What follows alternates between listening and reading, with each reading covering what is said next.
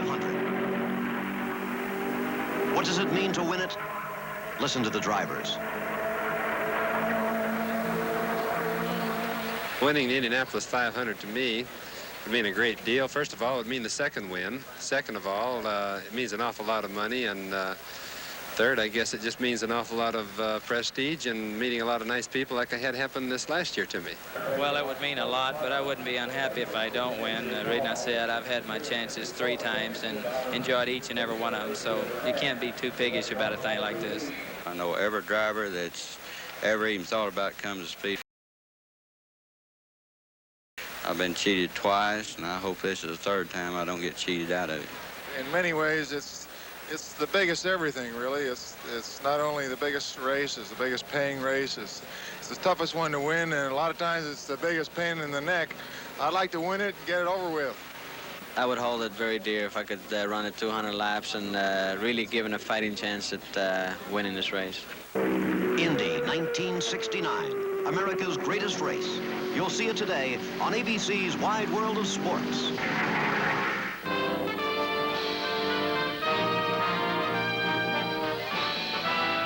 Spanning the globe to bring you the constant variety of sport, the thrill of victory, and the agony of defeat. The human drama of athletic competition.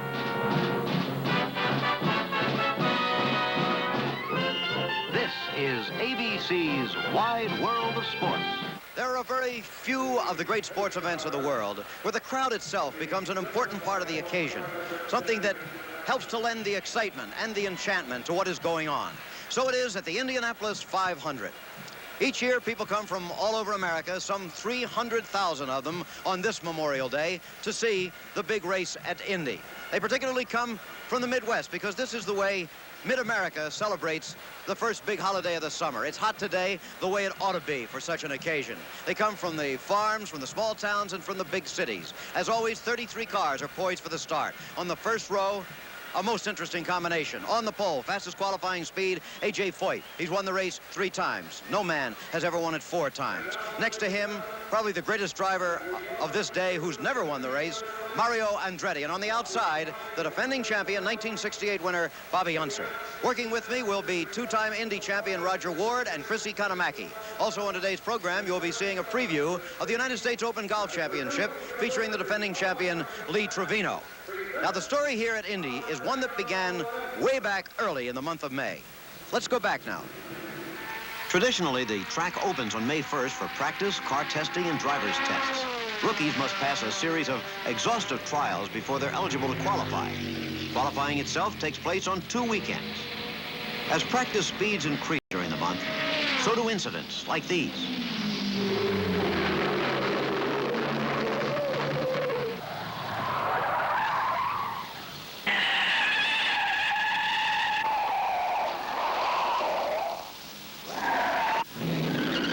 Spins aren't only for rookies. That's Bobby Unser, the champ. And that's the veteran, capable driver, Graham Hill. In fact, if there is a single word to sum up Indianapolis, it's unpredictable. Like last year, Joe Leonard, leading the race with 10 laps to go, and suddenly his turbine car stopped. Suddenly and mysteriously, just stopped. It was the heartbreak of a lifetime for owner Andy Granatelli, who had experienced many other disappointments in 22 years of coming to Indianapolis. Leonard walked back to the pits as his car was pushed into the infield. Chrissy Kanamaki talked to Andy. Andy, what about your luck in this business? Over the years, it's really been bad, hasn't it? What's that? Luck? What's that? Said Andy Granatelli. Well, luck figures in qualifying at Indy as positions in the starting line are drawn out of a hat.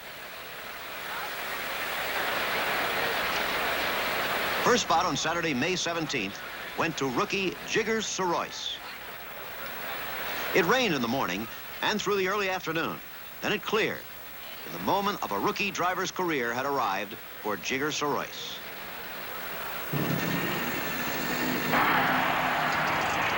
The track is now open for qualification. And the first car out will be Jigger Slice in car number 14. Car number 14 was on the track, ready to give it a try. Jigger took 3 of the required 4 laps. Then, however, his owner and chief mechanic were dissatisfied with the speed, and they gave him the yellow flag, stopping the qualification attempt. Arnie Knepper was next in line, but it began to rain again. Then the rain really came down, and the day was a complete washout. So was Sunday, May 18th. For the first time in history, the entire first weekend was rained out.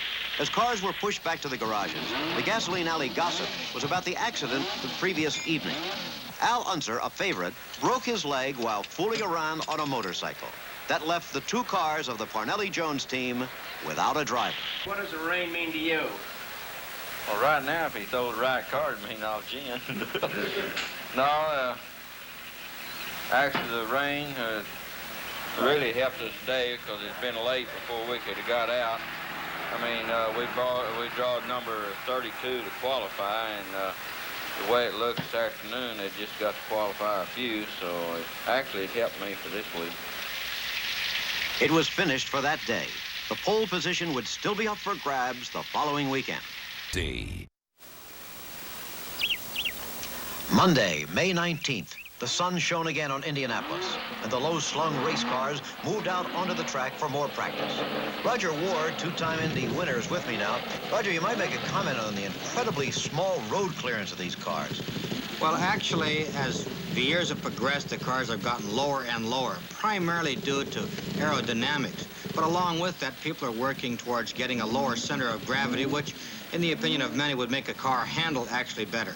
This car, as you can see, is about 2.5 inches off the ground, or that's how much road clearance. Whereas where his finger was there at the last moment was 13 inches above the ground, and when I first came to Indianapolis, that's about the amount of road clearance. Look at the change in tires through the years. On the left is the tire that you, Roger, won with in 1962. In the middle is the present-day tire, and on the right is the tire that Ray Haroon rode on in the first Indianapolis 500 when he was the winner. Been a tremendous amount of progress in terms of tire development. Well, there were new arrivals also on Monday. Jochen Rindt, and there's Colin Chapman, the designer, and former Indy champion Graham Hill arrived back from the Grand Prix of Monaco, which had been won by Hill for a record 5th time. And back at the track, Mario Andretti was out for practice in a Lotus, one of the cars prepared and designed by Colin Chapman. A beautiful-looking thing. As Clint Broder watched, suddenly, there was a crash.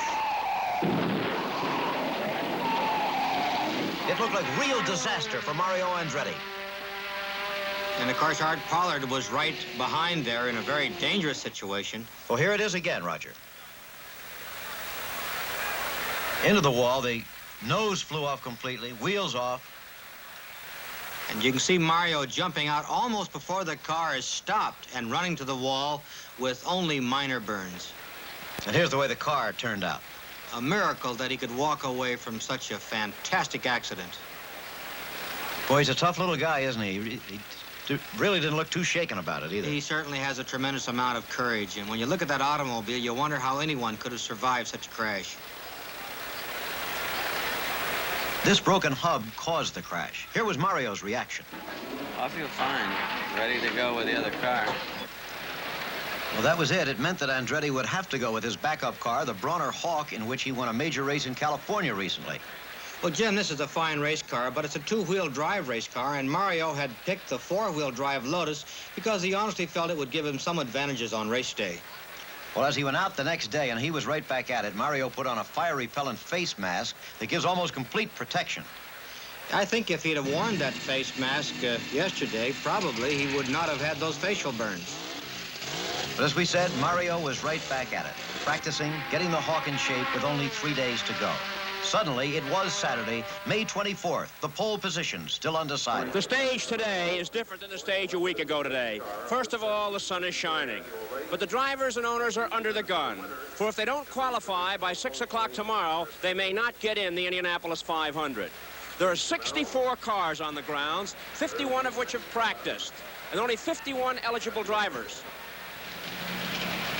The first driver to go will be Arnie Knepper in number 29. Knepper was in the unusual position of having known for almost a full week that he would, in fact, be first in line, first to take to that racetrack and try to qualify for the Indianapolis 500. Arnie moved out of the pits, and qualify he did at 166.220. Gordon Johncock qualified at better than 168 in a car representing the Gilmore Broadcasting Company, an ABC affiliate, complete with a Wide World of Sports sticker. Then it was the turn of A.J. Foyt, the picture of concentration, three-time winner of the race. And one of those men who really wants that pole position. Driving his own orange Coyote car. Andretti waited in line and watched. A.J.'s time, 170.568. Easily the best time of the day. His reaction? AJ, 70.5. Are you pleased with it? No, Chris, we're not. I felt sure we'd break the record, the 1 and 4 lap record. We've been running fast enough, but the wastegate actually broke on it is what happened to it. Well, if it was all that bad, maybe Mario Andretti could beat it and take the pole position away from A.J. Foyt. Remember, this car only had 3 days of preparation specifically for Indianapolis. And along with that, Mario had a lot of work to do on himself emotionally, because after that kind of an accident, you certainly couldn't be as ready as you might be. A.J. watched as Mario did 169.851. Not good enough to beat out Foyt. It was second best to this point, however.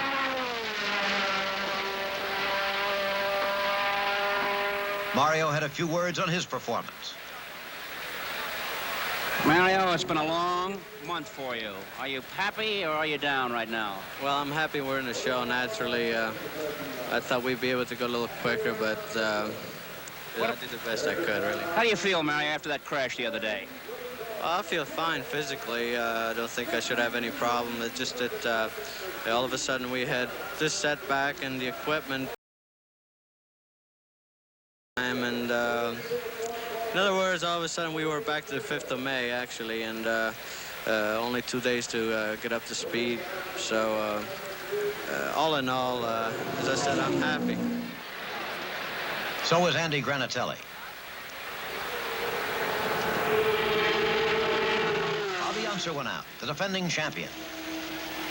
And Al Unser, he of the motorcycle ride and the broken leg, watched as his brother tried to qualify.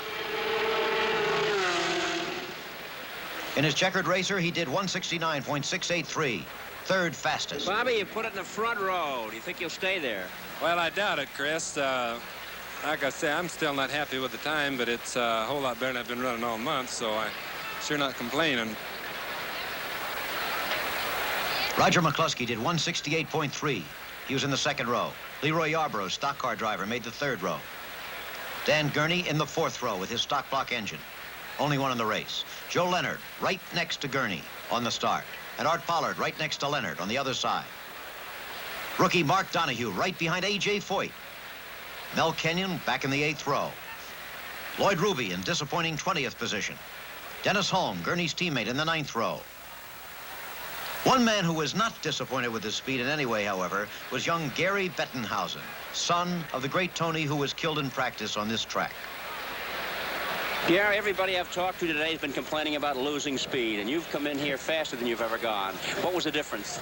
Well, Chris, I don't really know. I felt like I was actually running slower. I thought I was running about 165 miles an hour. We had a problem this morning. The car wouldn't even run.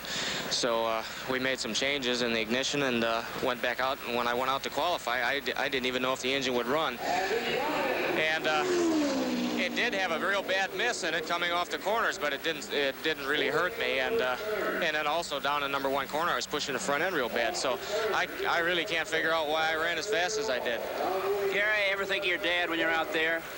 Yes, I thought of him just before I went out to qualify. I think maybe he helped me a little bit.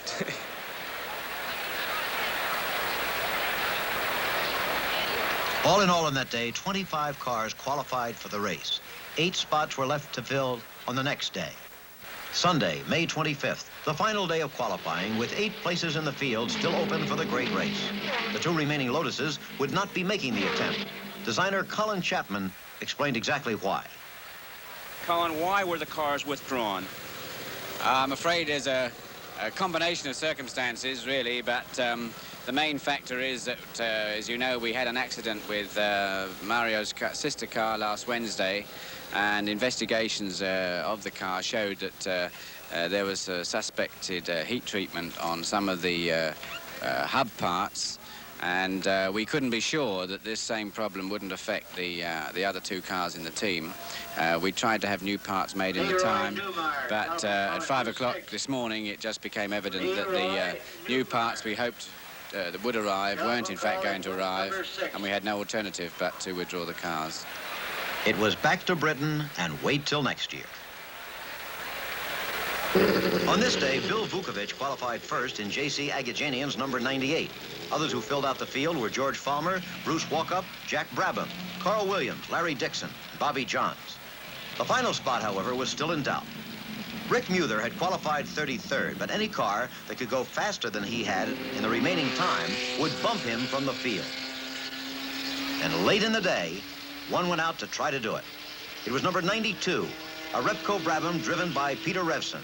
Muther sweating it out. Revson, one of the heirs to the Revlon Cosmetics fortune, giving it his all to try to qualify at Indy. When a checkered flag went out, there was no question. Muther knew it. He had been bumped. Revson into the pits. The dream of a young driver's lifetime. He had qualified to race in the Indianapolis 500. A happy young man. And if Muther was crushed, what about Jigger Sorois, who would be on the pole if he had completed his run last week? Jigger, did you know that if you'd taken it a week ago, you'd be on the pole right now and fourth on the bump list? Would we right now? Would. I'm gonna go get a gun. I'm gonna go get a gun. No sadder words were ever spoken. We'll be back in a minute.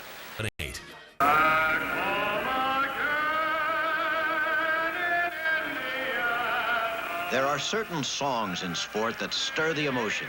My Old Kentucky Home at the Derby, the Notre Dame victory song after a touchdown, and here the playing of Back Home in Indiana before the start of the 500.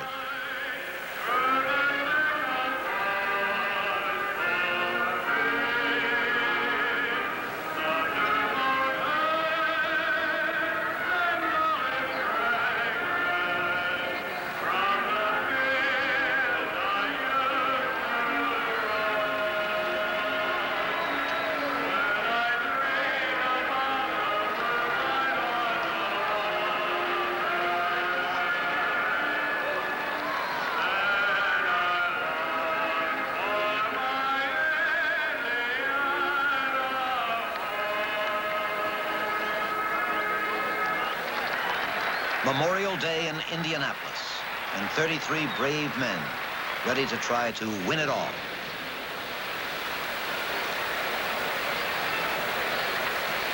Now we arrive at the moment that, believe me, brings butterflies to the stomach of the bravest, most experienced race driver in the world. We're about to hear the traditional words from Tony Hulman, owner of the Indianapolis Motor Speedway. Gentlemen, start your engine.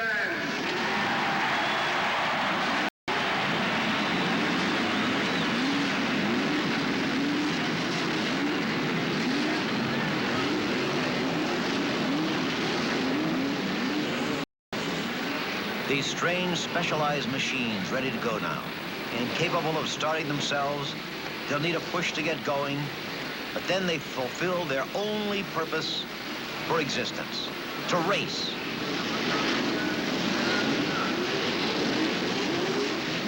A little water on the hands helps the grip on the wheel.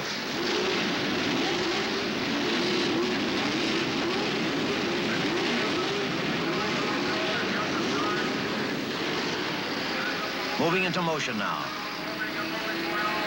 Ready to start the pace lap.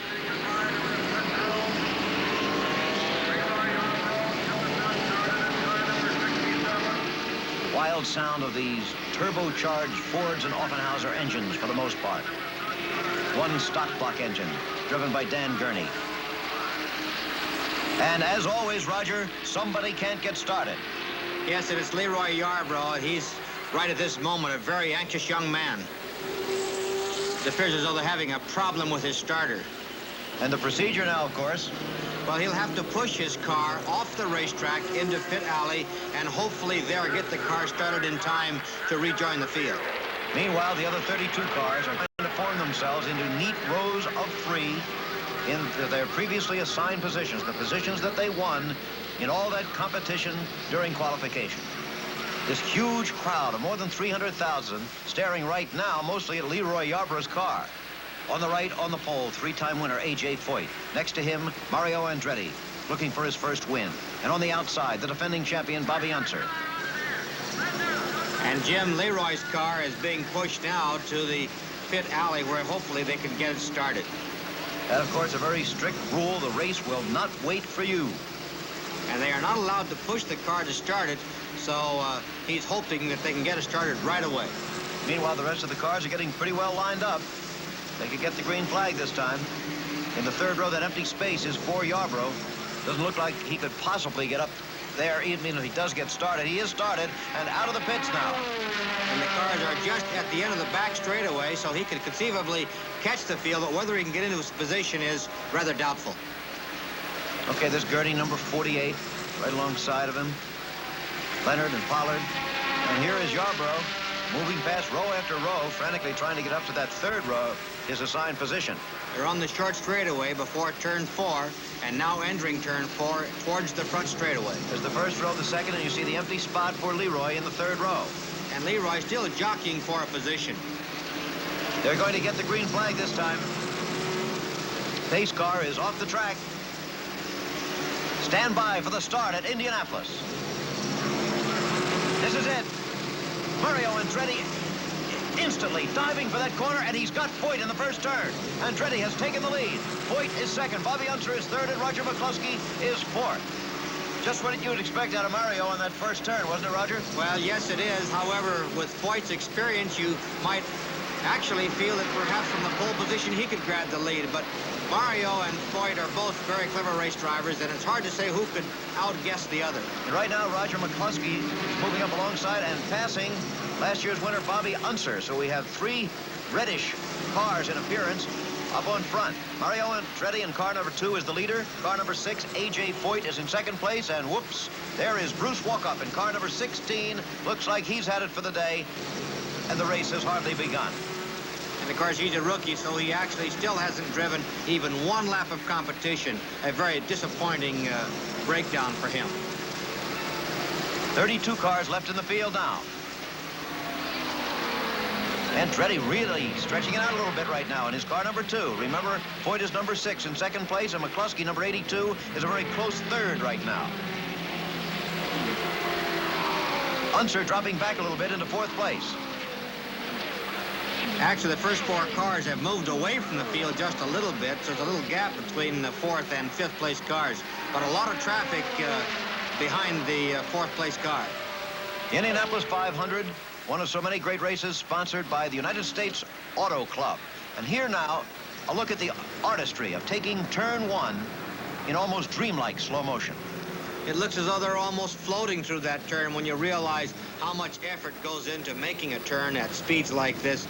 It's unbelievable that the cars could come through there so smoothly. There's Mark Donohue, an extremely talented young race driver. We see them, as we say, in ultra slow motion. How fast are you really going through turn 1 here? They're actually averaging through that turn about 155 miles an hour. So at the slowest point, perhaps 150. The speeds, of course, have grown incredible here at Indianapolis. I was struck by that when starter Harlan Fenger told them to slow down to 125 under the yellow flag. Into the pits comes Jack Brabham in his own car, and Billy Vukovich has had it. Bill Vukovich, the son of a great race driver who was killed on this track after winning the race twice in a row, is out of the race. And now there goes A.J. Foyt passing Andretti. Foyt in car number 6, taking the lead as they go through turn 1 again. Well, of course, this is what you might expect. A.J. is one of those race drivers who certainly doesn't like to run second, and his car is performing well, perhaps a chance to get the tires properly seated in, and now he's after him, and we'll have to wait and see what happens, whether he can open up a lead on Mario or not. And here is one of the great sights in sport today, anytime that A.J. Foyt and Mario Andretti get hooked up in a battle for the lead. And look at this, Roger. Art Pollard in an Andy Granatelli car is slowing down, and it looks like he'll be out of the race. Shades of last year and the year before. And now into the pits, there's Gordon Johncock, apparently with a tire problem. Well, they may have cut that tire, or perhaps he's experiencing some kind of problem with the tires. And, of course, if he is, that could certainly change the complexion of this race very rapidly. And here is Art Pollard limping into the pits, smoke coming from the back of the car. Real tough break for Art. I know he was looking forward to this race. And of the 3 Granatelli cars that started this race, now there are only 2. Andy Granatelli must be thinking of last year and the year before. Let's get out to Chris Economaki in the pits now. All right, you're here awfully early. What was the trouble? Well, we developed something in the drivetrain or the drive shaft which started clunking and rattling and diving all over the track, so I thought I better pull in. There was no way I could keep it on the track at all. And now another car into the pits. This is Bobby Unser, the defending champion here in his car number 1. USAC national champion into the pits for an unscheduled pit stop. Yes, this is much too early for a scheduled pit stop. Apparently, he has got some kind of a problem. Looks as though they're going to change a tire on his automobile, too. So apparently, there are going to be some tire problems today. And now, Jim, there's a 3-way battle for the lead developing as Roger McCluskey joins into the battle. And, of course, Bobby Unser's car is moving back onto the racetrack. That's right. It is A.J. Foyt in car number 6, Mario Andretti in car number 2. Jim McElreath's car's on fire. McElreath heading into the first turn. I hope he can stop that thing, get out of it, Roger. Yes, you sometimes worry about a person moving towards the outside. You wonder if his steering is working or not. But apparently he is. He just pulled out of the traffic so as not to involve anyone else. And, of course, he's working frantically to get out of that automobile. Boy, better get out quick. And he's out of the car. McElreath out of the car safely. That was a wild incident. It was so sudden. And let's hope they get the fire out before it gets to the fuel tank. That must be an oil fire because you can see the fire, and, of course, there's a lot of black smoke. A.J. Foyt leads. Andretti second. McCluskey third.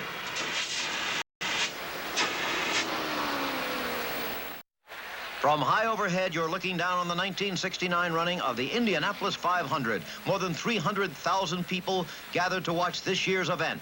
And look at this battle for the lead. It's A.J. Foyt in car number 6 in first place, followed by car number 2, Mario Andretti, and then car number 82, Roger McCluskey, teammate of Foyt. In 4th place is Gary Bettenhausen, 5th, Wally Dallenbach, 6th, Lloyd Ruby, and 7th, Joe Leonard. That's the way they stand. Great racing right now. And pulling down is the 4th place car. Gary Bettenhausen, who had moved up very well, was driving a fine race, the son of the late Tony Bettenhausen, but it looks like he's out of it for 1969. And there goes McCluskey passing Mario Andretti. McCluskey has moved into 2nd place. A.J. Foyt is still the leader. Well, Gary, you look great for a while, but what happened to the car? Well, everything was going real fine, Chris, and then all of a sudden the piston dropped out of the engine. Broke a piston. So. Back out on the track, there's a tremendous battle now for 4th place between Lloyd Ruby in car number 4 and Wally Dallenbach in car number 22. Ruby started in 20th place. He's really been moving. He certainly has. He made a tremendous charge in the early stages of the race. And now you see Dallenbach back out in front of him again. Battling for 4th position, and here is Roger McCluskey slowing down the 3rd place car. And Jim, the way he was shaking the automobile, it would appear as though he might be out of fuel. He'll have to coast all the way to the pits. It's going to cost him a lot of time. What had been a 3-way battle is now a 2-way battle then with A.J. Foyt and Mario Andretti. And now here comes the leader, Foyt, into the pits for his first scheduled pit stop of the afternoon. And Jimmy's followed very closely by Mario Andretti. Right, both leaders into the pits. Here comes Mario in his car number 2. Clint Bronner with the handkerchief around his neck there, waiting for him, his chief mechanic. This will be a race on the pit stop. See who gets out first. McCluskey has reached the pits. He is out of gas, it looks like. May take him a little while before he gets back out again. Meanwhile, the leader is now Lloyd Ruby, who has just passed Wally Dallenbach again. They'll both have to make pit stops very soon. There is Foyt going back out. There's Mario working on Mario's car. He's a little slow this time, Jim. The important thing is that they get a full load of fuel, because fuel is very marginal in today's race, and these men have to know that the tank is completely full. Dallenbach is back out in front of Ruby again now. Real fine battle between these two cars. Wally Dallenbach, number 22. Lloyd Ruby, number 4. And into the pits is Carl Williams in car number 57. That's an important development because that is another Andy Granatelli car. Now there is one as far as Granatelli is concerned. His only hope is Mario Andretti. Pit stop still to come for Lloyd Ruby, and Ruby into the pits now. Dallenbach, the leader, all by himself at the moment, but he'll have to come in very shortly, I think.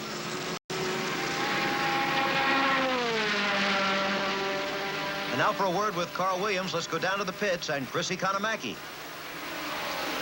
What do you think about this Granatelli luck everyone seems to have every year? Oh, I don't know. I think they try real hard, and I think it's a good crew. I surely like to come back with him next year because he's bound to win one of these, and I sure like to be with him when he does. Andy Granatelli, more grief for him at Indy. He has one car left, remember. Now into the pits comes Dallenbach, the only one of the leaders who has not made his first pit stop so far. This is going to put A.J. Foyt into the lead right there, with a pretty good lead at the moment over Lloyd Ruby and Mario Andretti, who are side by side right now. And there goes Andretti past Ruby into second place. Joe Leonard has moved up into 4th. He's closing in, getting into the battle. And Jim, Lloyd Ruby just passed Mario Andretti again, so we have a real battle as these cars all move in on A.J. Foyt. Apparently, A.J. has slowed down some, and these cars are gaining almost a second a lap. Very shortly, we're going to have a 4-way battle for the lead again, it looks like. There is Leroy Yarborough into the pits, and this looks like a permanent pit stop because he's taking off his helmet and leaving the car. As it does become a 4-way battle for the lead, A.J. Foyt still in first place. Again, a look at Leonard, who's in 4th, just ahead of him, the other cars. And now here is Bud Tingelstad, smoking, and it looks like another one's leaving. Jack Brabham still in the pits. He's been in there for a long, long time now. Looks as though they're putting his car back together, so apparently he plans to go back out. And now look at this four-car race. A.J. Foyt in the lead. In second place is Lloyd Ruby, challenging him for the lead. Third place, Mario Andretti. In 4th place, Joe Leonard. The 3-time winner, and 3 fellas chasing him who have never won the race. Each one of them, of course, trying desperately to get into that lead and pick up some of that much-coveted lap prize money. Look at this. You'll seldom see this. A 4-way charge for the lead in Indianapolis. And there goes Ruby into first place. Lloyd Ruby, who twice has been denied victory here, when it seemed he had it in his hand, has taken the lead again. A.J. Foyt seems to be slowing down, Roger. He certainly is, and there's Mario Andretti moving inside, with Joe Leonard right behind. Apparently, he's got some kind of a problem, either some tire problem or something has gone wrong with his engine.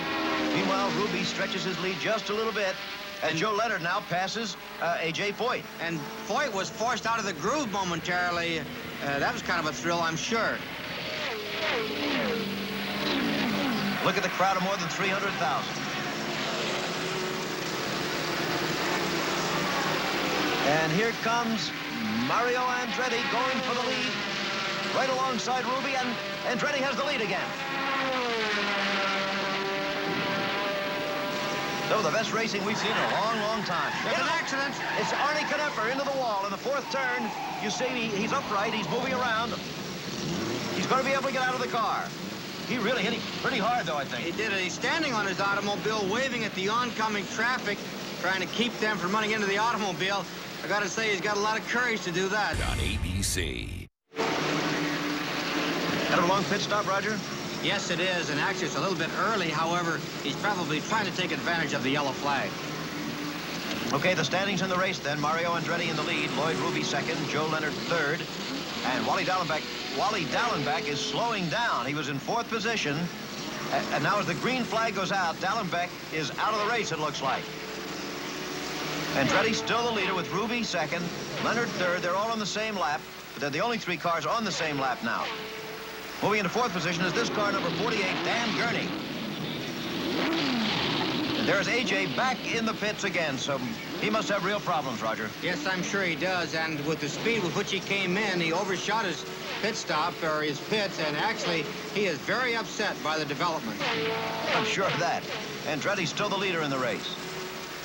Ruby second and Leonard third, all three of those cars. Quite closely bunched, and into the pits comes the leader, Mario Andretti, in car number 2. The only remaining car of the Andy Granatelli entry. Trying to break that 23-year drought for the Granatelli brothers as car owners and mechanics. They've had long pit stops every time, Roger. Yes, they have, but they have to because they have to be extremely careful and make certain that he gets a full load of fuel. Because if he went out there without a full load of fuel, he would have to make an extra pit stop. And he can't give that much time away to Lloyd Ruby. Out on the track, Ruby has taken the lead, of course, with Leonard second at the moment, as Mario is starting back out on his way.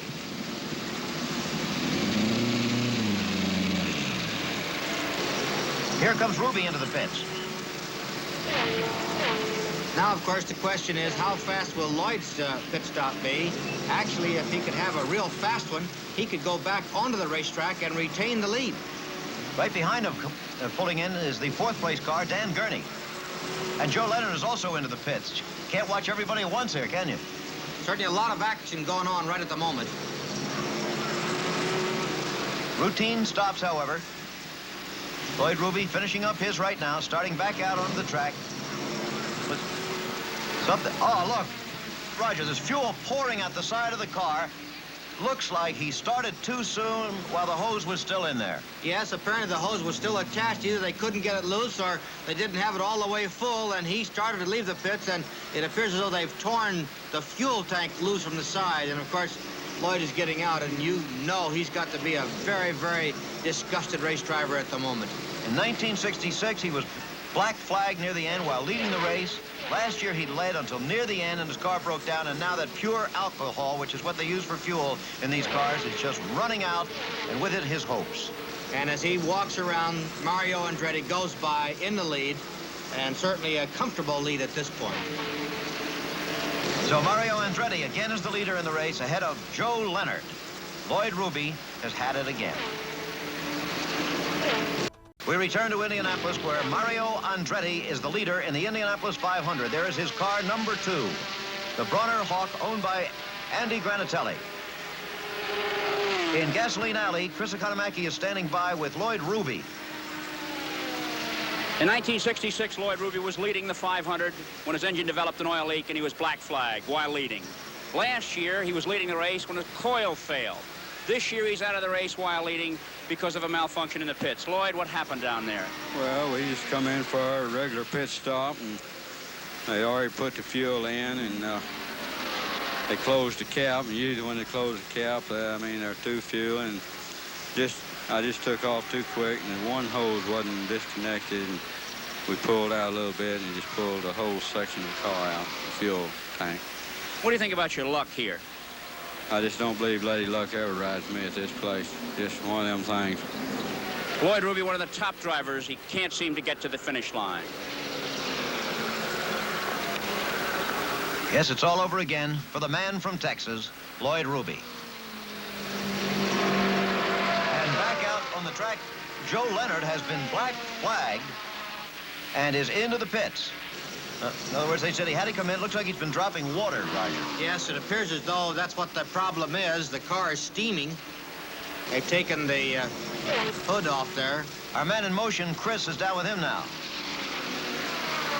Second place, Joe, and then the black flag. Why?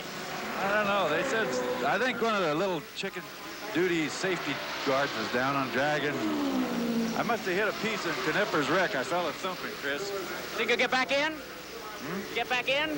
I don't know. I wish we could hurry up. Otherwise, we're going to lose everything. And so with both Ruby and Leonard out of the race, Andretti is all by himself in the lead. Jimmy's almost out of control. Boy, he lost it there momentarily and almost hit the wall. Back into the groove again, however, is Mario Andretti. Nobody on the same lap with him. Dan Gurney is second, and Gurney's teammate Dennis Holm is third, and there's A.J. Foyt out of the pits again, but far behind. We're in the closing stages of the Indianapolis 500. This is Jim McKay reporting along with Roger Ward and Chris Economaki. And the leader in the race, well, there's no question about that right now. Mario Andretti is all by himself in his car number 2. If he can finish the course, he'll win the race. He's laps ahead of his nearest pursuers. In second place at the moment is Dennis Hulme, and in third place, Hulme's teammate Dan Gurney. There they are running together.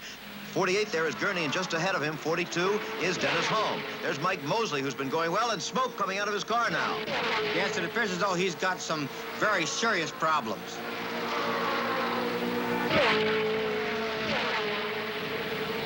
And coming into the pits is Dennis Hulme. His teammate Dan Gurney had just nipped past him as Hulme slowed down and came into the pits. Coming into the pits now, the leader. It's Mario Andretti in for his final pit stop of the day. And there is Mike Mosley, number 90. It looks like he's out of the race. Okay, again, about a 40-second pit stop for Mario Andretti, but it looks like they're just about set now. There he goes. Oh, Clint fell down and apparently got either run over his foot or knocked out of the way. Yeah, Clint Brunner, the chief mechanic, down there sitting on the pit wall now. Doesn't look like a serious thing, but he was momentarily knocked down by his own automobile. And so the day ended for Dennis Hulme of New Zealand. With a few laps to go, Chris Economaki is with Andy Granatelli. Andy, it's that time of the day. The scoreboard shows 190 laps. What's on your mind right now with the car leading? What do you think? You gotta be kidding, of course. No, I mean it, Andy. You've got to be thinking about something. Just don't want to think about anything is all I can tell you. The standings, Mario Andretti far out in front. Dan Gurney is second now, remember. Mark Donohue is third, and Bobby Unser, last year's winner, is fourth. We'll be back for the closing laps of the 1969 Indianapolis 500 in a minute. Mario Andretti is running away with the 1969 edition of the Indianapolis 500. If his car will just hold together for a few more laps, he's got it wrapped up. Into the pits now is Mark Donohue, who had been running third. It looks like they have problems. Now it's almost over again with the Granatelli car driven by Mario Andretti in the lead. That was Bobby Unser there, number 1, who is now in third place. Dan Gurney is second. Fourth is Mel Kenyon there. And in fifth place, surprisingly, car number 92, Peter Revson, the young man from the road courses of the world. The man of the hour, it appears, is Mario Andretti. There's his chief mechanic, Clint Brunner, checking things over. Let there be no last-minute mistake, not this year. At a time like this, Jim, all you hear are those phony noises that come up into the automobile and make you think something is going wrong. I'll bet that's right, huh? This huge crowd getting ready to welcome Mario as a champion.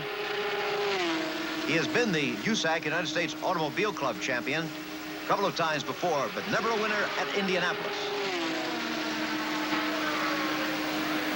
This is the scene in the closing moments. The white flag, one lap for Mario Andretti. And Andy Granatelli can hardly stand it. Finally slipping on his red victory jacket. He still won't talk to anybody. And the crowd beginning to pay its tribute to Andretti.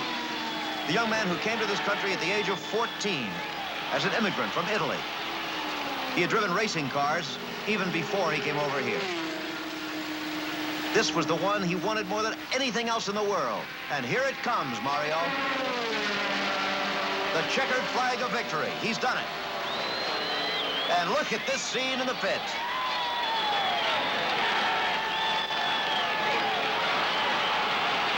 There's Chris trying to get in down there. I don't know whether he can make it or not. Andy, you finally made it. You finally made it, Andy. Unbelievable. Have you ever been happier? Unbelievable. Unbelievable, that's for sure. The Granatelli brothers have finally done it with the most able assistance of the man in the car, Mario Andretti. He's a great young race driver, and of course this will be a very popular victory because he's one of the most popular race drivers in the world today. The race goes on technically for 5 minutes as far as other placings are concerned. That's what the checkered flag is about now as Unser takes third. You saw Gurney take second. But passing through the pits on his way to victory lane is Mario.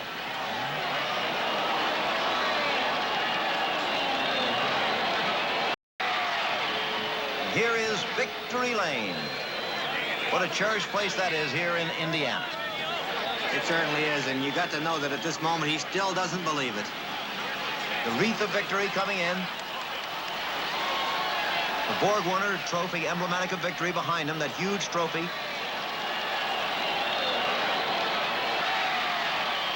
The traditional sip of milk. No champagne here at Indianapolis, it's milk. Mario, you have won the Indianapolis 500. You've won it like a champion in every respect. What thoughts are going through your mind now in the moments after victory? Jim, just thoughts of happiness, believe me. I've been wanting to win this race so bad that you can't believe it, and I still can't believe it's true. I'm gonna have to be pinching myself all night until tomorrow. When that Lotus Racer went into the wall and destroyed itself a week or so ago, did you think you still had a solid shot? Well, I thought, here it is, you know, all our hopes were shattered, but we had a spare car and a very capable car, as you can see. So once we got it out on the track and we were able to see how fast we could go, then all of a sudden I became full of confidence again, and I guess that paid off. It sure did, Mario. And here you sit, I think, with two of the most nervous people in this racetrack, especially for the last 10 laps, Andy Granatelli and, of course, Mario's wife. Andy, the Granatelli jinx is dead. You know it always was. I figured that Mario and I had two negatives like this. We put two negatives together to make a plus. Was there any problem, any worry during the race in the pits? I'm still worrying. It's impossible. They must have made a mistake on the scoreboard. Can you put it into words now? What does it mean? It means a wonderful, wonderful feeling. But more than that, I feel so happy to be associated with Mario because we think a lot and do a lot like each other, and it's great to win together. Great. Mrs. Andretti, can you put it in words at all? No, no way. I can't believe it yet. We're just very, very happy. Thanks.